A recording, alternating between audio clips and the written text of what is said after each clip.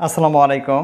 সম্মানিত 18তম শিক্ষক নিবন্ধনের ভাইবা বঞ্চিত ভাই বোনেরা, তো আপনারা জানেন যে আগামীকাল সোমবার আমাদের একটা মহাসমাবেশ রয়েছে এবং সেখানে আমরা আন্দোলন করব। তো এই সমাবেশে আপনাদের উপস্থিতি অত্যন্ত গুরুত্বপূর্ণ এবং জরুরি।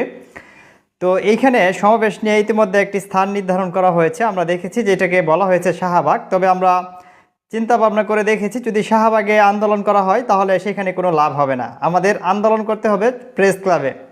তো ইতিমধ্যে আমি কেন্দ্রীয় কমিটির যে দায়িত্বে রয়েছে অর্থাৎ ইব্রাহিম ভাইয়ের সাথে কথা বলে নিশ্চিত হয়েছে যে আমাদের আন্দোলনটা হবে মূলত শাহবাগে।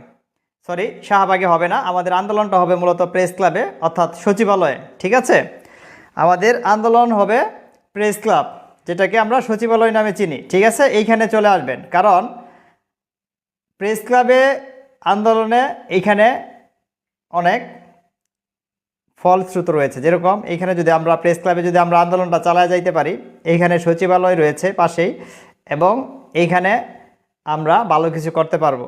এইখানে মিডিয়ারা থাকবে, সকলে উপস্থিত থাকবে। কাজেই আমাদের জন্য প্রেস ক্লাবটা হচ্ছে বেস্ট প্লেস।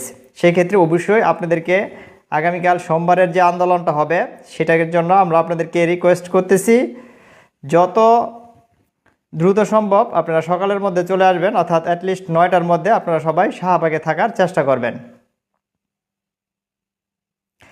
কাজেই আপনাদেরকে এই বিষয়টা অবশ্যই মাথায় রাখতে হবে যে আগামীকালকে আন্দোলন কোথায় অনুষ্ঠিত হতে যাচ্ছে, সেটা হচ্ছে প্রেস ক্লাবের মধ্যে। সকলেই আগামীকালকে চলে আসবেন প্রেস ক্লাব, বিনীতভাবে অনুরোধ রইল।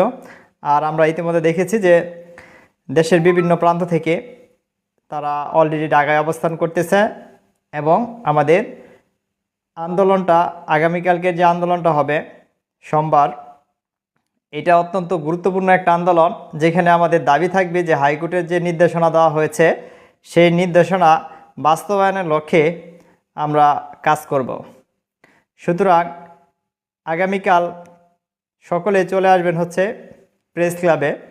আমরা যদি শাহবাগে আন্দোলন করতে যাই, আমাদের এখানে যে সমস্যাগুলি হবে আমি বলি যে, যেহেতু এইখানে আমাদের অলরেডি বন্ধ গেছে 3 কর্মদিবস এখানে বন্ধ থাকায় দেশের বিভিন্ন প্রান্ত থেকে যখন শাহবাগের রাস্তা ধরে মানুষ আসা যাওয়া করবে, তখন যদি আমরা ওই রাস্তায় আন্দোলন করি তখন কিন্তু ওইটা আমাদের জন্য মারাত্মক সমস্যা হবে, এবং সেখানে কিন্তু পুলিশ লাঠিচার্জ সহ সব ধরনের ব্যবস্থা গ্রহণ করবে।